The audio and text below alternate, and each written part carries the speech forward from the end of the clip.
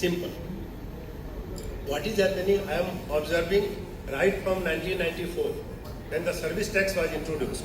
And I was in the field as assistant or deputy commissioner at that time.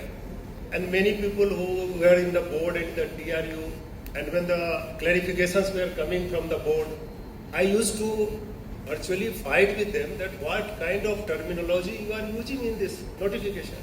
You are making only the life of an advocate brighter. But this whole sort of, because they are prone to many interpretations. So this has been going on since that time. Now I will summarize that first, our legislation should be simple, plain worded. There should not be a scope of differing interpretation. Number one. Number two, even if you come out with a very good legislation, there are still discretions at various levels. There is a fundamental difficulty that in our law, in Indian jurisprudence, the adjudicating authorities, or the quasi-judicial authorities, right from assistant commissioner up to, in many cases, commissioners have to pass orders. So the presumption is that board or the parent body, the organization, cannot direct a quasi-judicial authority to pass an order on any question of law in a particular way.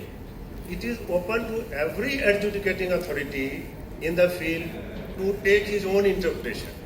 If you go by the advanced ruling authorities' orders, sometimes you will, as a lawyer, you will like to break your head. You will say, what sort of orders are being given? In one order, a gentleman passed an order saying that the activity of we have along the coastal area, you have to do afforestation of those habitats which are for the, for the birds and natural mangroves. So mangroves forestation, the question was that whether mangroves forestation comes under agriculture or not. The kind of logic which was given, laughable.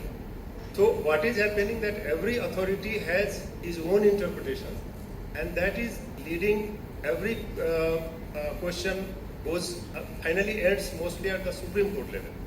So as my other co-panelists have said, that uniformity in the interpretation of tax laws, that is very important. First is that drafting of law should be simple. Second, that too much of discretion at every level. There should be some uniform guidelines coming from the GST Council or the board on all those vexatious issues.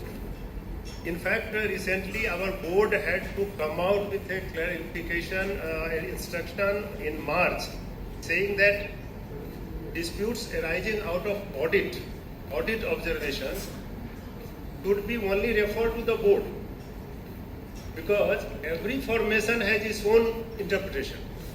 Even in the same city, like in Mumbai, there are 11 commissioners of GST, including the audit commissioners, and one person is taking one view on an issue, another person is taking a different view on it.